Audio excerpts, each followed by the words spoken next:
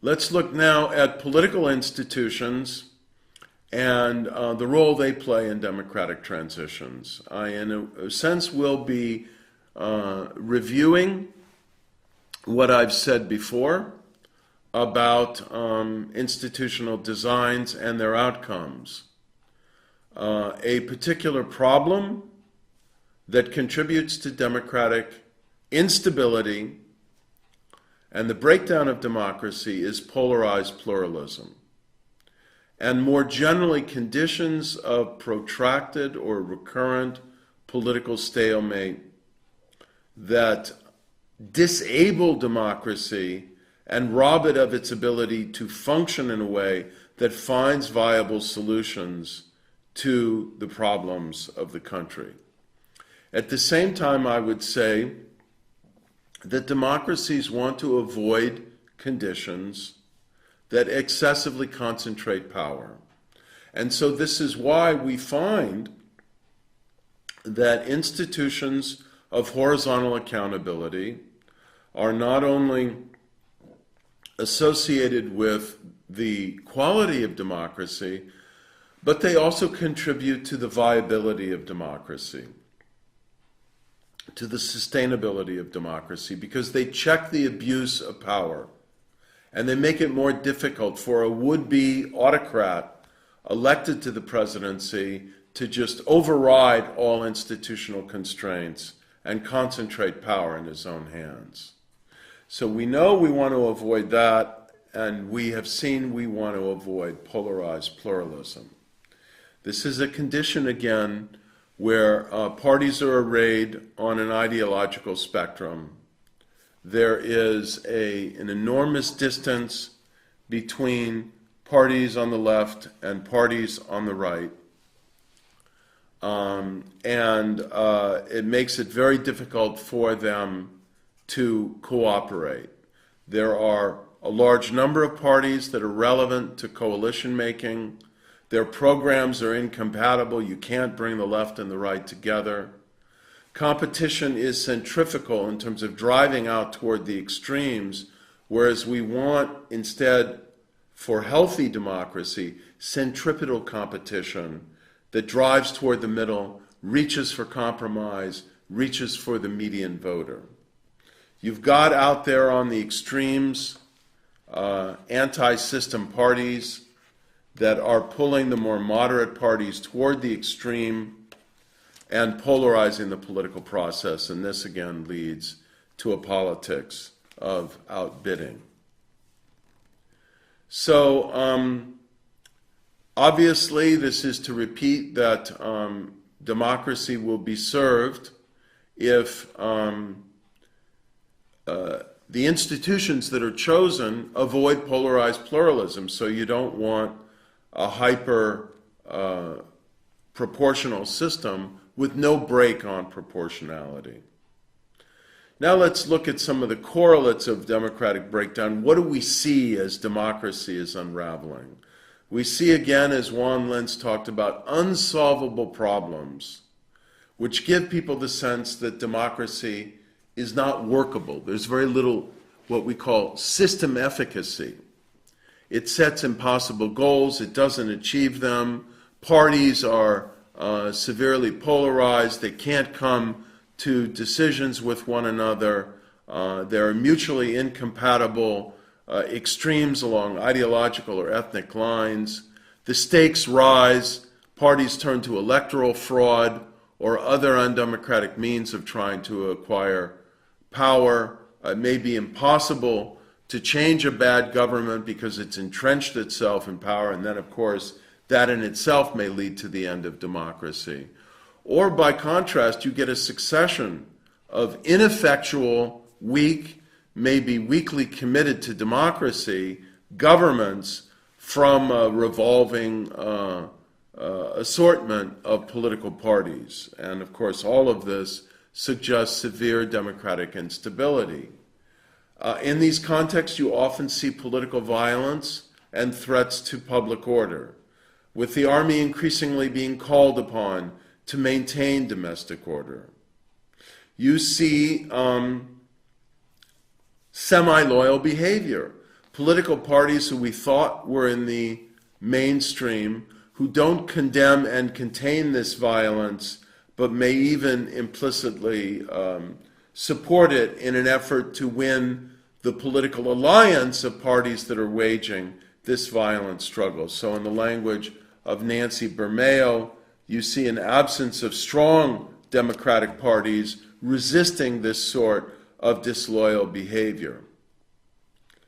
Generally, in these circumstances, as democracy is declining, the coercive institutions of the state that are meant to retain and preserve political order, to punish or preempt the mobilization of violence by disloyal actors, to contain criminal and other terrorist violence, all of this doesn't work.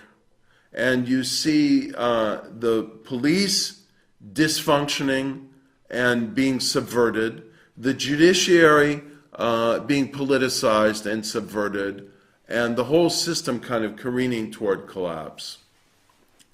This was, unfortunately, the reality in Pakistan in October 1999 when the military intervened.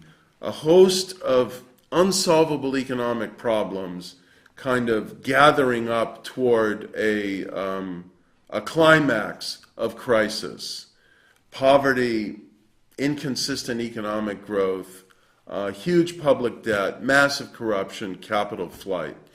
Second, collapsing rule of law and public order, mounting political and sectarian violence, inability to control criminal violence, a police that were corrupt and more likely to abuse the rights of citizens than to arrest the perpetrators of violent and criminal acts, a corrupt and politicized judiciary, abuse of power by prime ministers from both parties, and constitutional abuse of power in the process of bringing down governments by the weaker office of the president.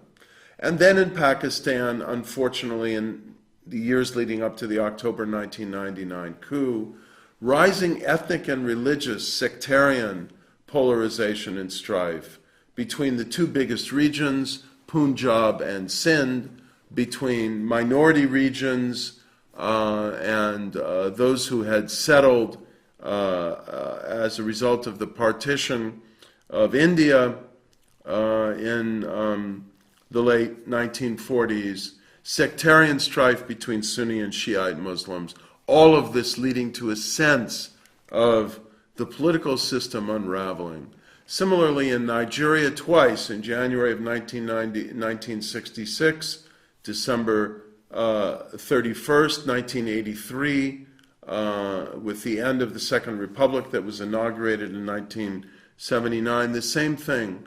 Pervasive, staggering corruption, squandering of the massive oil wealth that came in following the oil boom in 1979, the second oil shock. Inflation, shortages of commodities, manipulation of markets, just relentless plundering corruption by the politicians that led to a breakdown in public services and public confidence.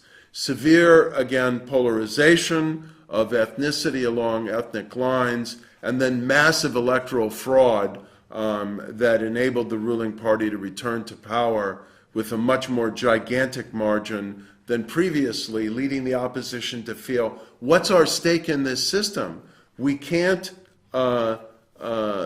achieve power by democratic means. The government is malfunctioning. It's denying us our rights. We're getting nothing of the developmental benefits of the country's resources. Why remain committed to this? And instead, the opposition itself turns to anti-system rhetoric and behavior. And so we see in these circumstances, not just Nigeria in 1966 and 1983, but many other countries that have experienced transitions away from democracy, democratic breakdowns, we see rising levels of political and electoral violence.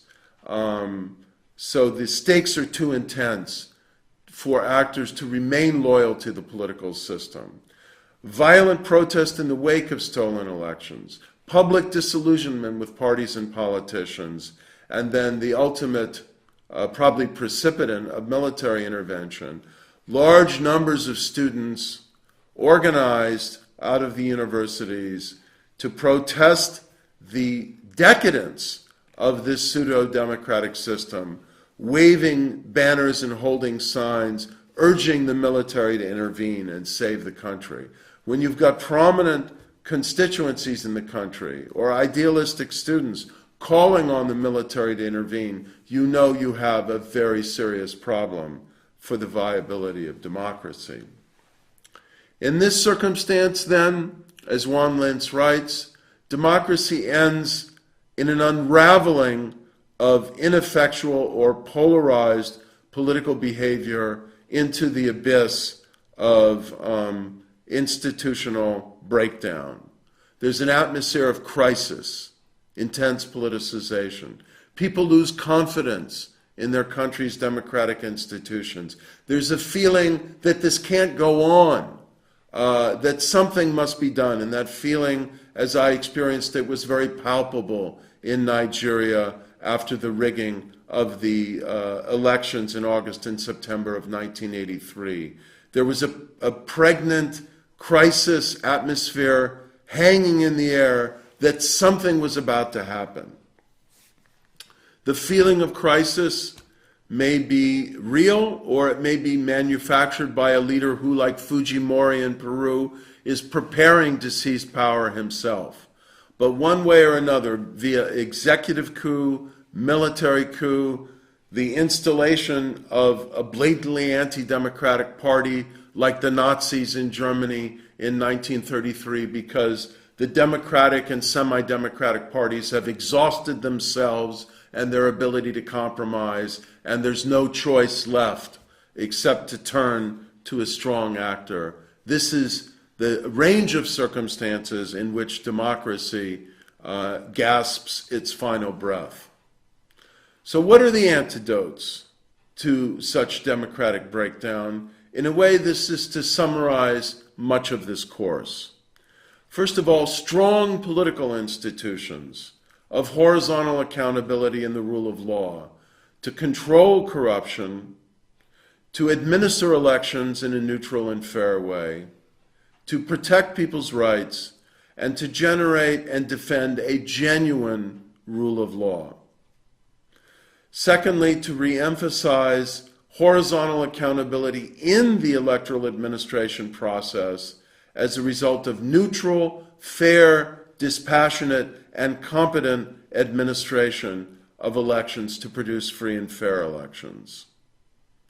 Third, strong democratic political parties, however they are organized with relation to constituencies, that have clear democratic leadership, firm commitment to peaceful and democratic methods, in utter and consistent renunciation of the use of violence, force, coercive rhetoric,